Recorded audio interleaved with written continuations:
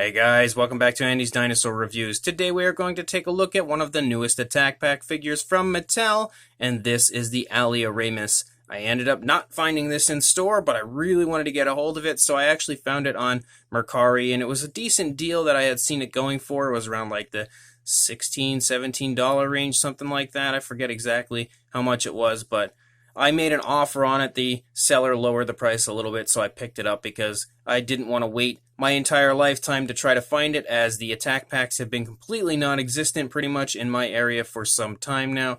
And I really, again, wanted to get a hold of the Alioramus. So as you can see, it's pretty much your standard Jurassic World box art. And then on the back, we have an image of some of the other attack packs that I cannot find at all, which would be the Dimorphodon, the Velociraptor, and the new Moosaurus. So fingers crossed at some point I'll find those and I won't have to pay scalper prices for them or anything like that, because that is just awful. But I'm really psyched to take a look at the Alioramus, so let's go ahead and break it out of the packaging right now. So here is our Alioramus figure, and it definitely looks really nice. I had a few people tell me that this was one of their favorite Attack Pack figures so far, and I can absolutely see why, as it looks beautiful here at first glance, and I'm really excited to go ahead and get a closer look at it, so let's just do that right now. So starting up here at the head sculpt of the Alioramus, I think it is really nicely done as far as the detailing goes.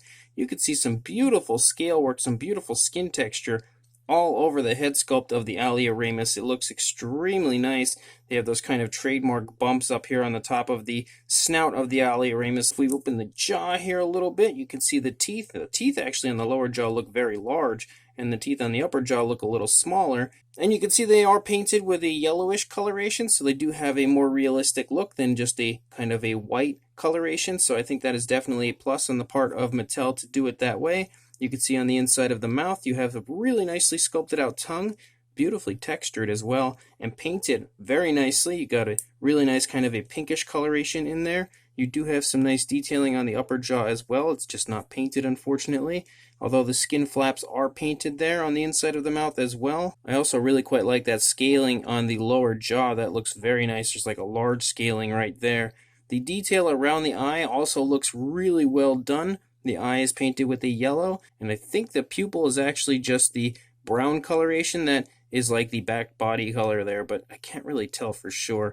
You also have kind of a maroonish coloration around the eye, and there is a strong gloss for some reason to the head sculpt of the Alioramus, which I think actually for some reason looks pretty nice on the figure. I'm not normally a big fan of that, but it definitely looks kind of nice on this figure and helps it kind of stand out and look a little striking. There is a little bit of sloppy paint right there. As you can see, some of the paint from the teeth has run up onto the upper jaw, which is definitely a little bit of a downside, but I guess it's not that big of a deal. You can also see the nostrils sculpted out quite nicely right there. And then you have a really nice reddish coloration that kind of runs all over the head sculpt and intertwines with the brown in certain areas. Once we get back here, you can see some really nice feather detail on the Alioramus as well. Once you lead back here from like the center of the top of the head down the neck, there are some really nice feathers sculpted out, which is cool to see because there aren't too many Jurassic World figures or Jurassic Park figures that have ever had feathers. So seeing it on this, and I believe the Mononychus, is really, really cool to have some figures introduced to the line with feathers. Definitely awesome. You can also see the scale work on the top of the head is really beautifully done as well.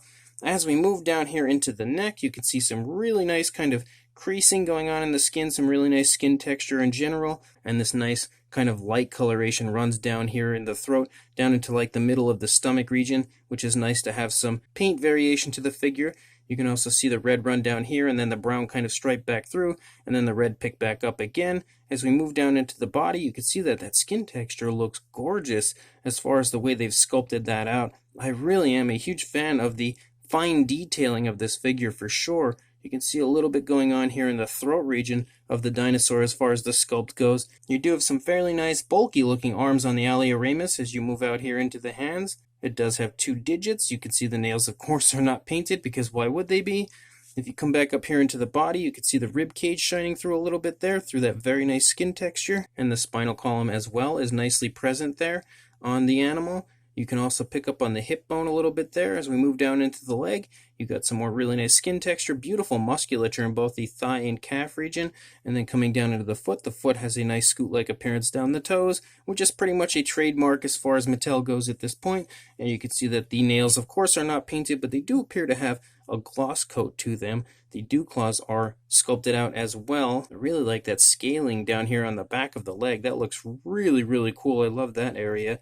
And then we come back up here into the tail. You have almost like a crocodilian type scaling here to the underside of the dinosaur. And then it gets up here into that really nice kind of textured appearance as far as like a normal type of a scaling. A few bumps here running down the spinal column as well. And then we move out the length of the tail, which has a pretty nice curve to it. The tail, of course, looks a little bit short in comparison to what it probably should look like. And then looking at the opposing side, you're not really going to see too much difference, honestly, because the Mattel figures are pretty much just the same on both sides. It's kind of neutral as far as the sculpt and detail goes, unless you have like wounds or scars or anything sculpted out, which I don't see here on this figure, but it definitely looks great on both sides. You can again pick up on the rib cage there a little bit. I love the paintwork of this figure. I think the paintwork is really well done, and I love that the reddish coloration runs out onto the tail. Definitely one of my favorites as far as the paint application and paint scheme I think that Mattel has produced so far. It overall is extremely nice looking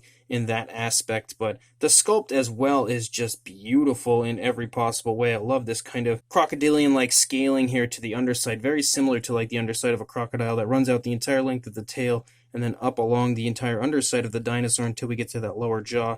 There is the Jurassic Facts app code for the Alioramus if you would like to add this to your collection, but definitely a really beautifully sculpted figure, and I'm really excited to now have an Alioramus in the Jurassic World line. As far as articulation goes, we do have the articulated jaw, which I had shown you already. You also have articulation in the neck, which that's the first time it's moved. I love the way that the Mattel figures, for the most part, almost always look natural, no matter where you move the neck to, because that honestly looks really good right there. And then if you move the neck down, it still looks pretty darn good as far as the positioning of the body goes. I mean, there's a little bit of an awkward hump there, but for the most part, I think it still looks pretty nice. So the articulation of the Mattel figures is definitely awesome. And then you have the articulation of the arms, the articulation of the legs, and then the tail is on a swivel as well. And that's pretty much where the articulation, of course, ends. The figure can stand, of course, perfectly as well, which is a huge plus on the part of Mattel, as they usually do have their figures balanced pretty well, and there aren't usually too many standing issues. As far as a size goes, it's pretty much right in your standard Attack Pack size range, around the 7-inch range, or about 18 centimeters for a length, and then for a height, a little over 3¼ inches, or about 8.5 centimeters, somewhere in that range. For a size comparison, there is Mr. Papo T-Rex, the Attack Pack Colovosaurus, and Robert Muldoon, our usual culprits when it comes to a size comparison, next to the Alioramus, and hopefully next to these figures you'll have a pretty good idea of the fact that the Alioramus kind of fits right in that same size range with pretty much every other Attack Pack, so you should already have a good idea of the size. I think it's a pretty nice size for an Attack Pack figure. They do sport some decent size and really nice detail for the price range, so overall I'd say as far as the size department goes, the Alioramus is definitely nicely done. So this Mattel Jurassic World Attack Pack Alioramus is an absolutely beautiful figure, and I am 100% sold on it, and pretty much was instantly as soon as I opened it. The figure as a whole just has a really striking look. I love the use of the red and those kind of ridges that run along, almost like spikes that run along the snout of the Alioramus, have just a really striking look, so it immediately draws your attention to the head sculpt of the dinosaur, and I think that head sculpt, of course, is the most striking attribute of this dinosaur figure from Mattel, and you can see that beautiful feathering that runs down the top of the head, as well as that kind of glossy appearance to the head and that reddish paint, and it all really just draws you in to the face of this Alioramus, and I think Mattel has done an absolutely incredible job of sculpting that out and doing a good job of kind of drawing you into that area, so you take note of just how striking the figure is overall, and I think that the entire head sculpt is just really, really well done on the part of Mattel. But the entire body overall has a really nice textured appearance to the skin texture and a really beautiful sculpt. Mattel never seems to get lazy when it comes to the sculpts of their figures unless it comes to reusing the same sculpt a few times, but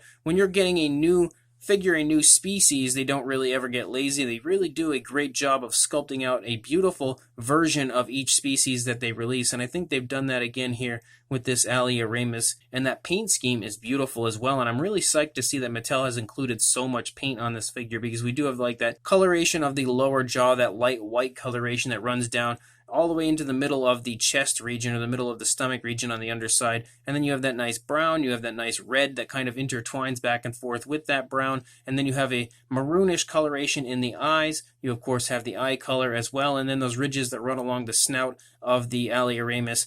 So you have quite a bit of different variations of color. If they would have included some nail paint, it really would have been very impressive, but even still, I think as a whole, the paint scheme is definitely nicely done, and with so much paint included on an attack pack, it is overall one of the more impressive attack pack figures, if you ask me. So, if you would like to pick this up, it is currently showing up in Targets across the United States. I don't quite know anywhere online to buy it yet, except maybe on Amazon, where you'll have to buy it from a third-party seller and pay even more so than you would normally. But again, I did purchase mine on Mercari, so make sure you just keep checking back to places like eBay and Mercari and things like that, where you can pick dinosaur figures up for a decent price, and you may stumble upon a decent deal, but for the most part, it seems like everybody's charging kind of an arm and a leg for this figure at this point. So your best bet is probably trying to stumble upon it at Target if you want to find it for retail, because I don't think you'll find it for retail online. And I could be wrong, maybe it'll show up on Amazon, but as of right now, I'm thinking probably not anytime soon. But again, a really, really nice looking figure, and hopefully you guys can all pick one up. So good luck, happy hunting, and make sure before you go, you like, comment, and subscribe, and I will see you in the next review. Thanks for watching.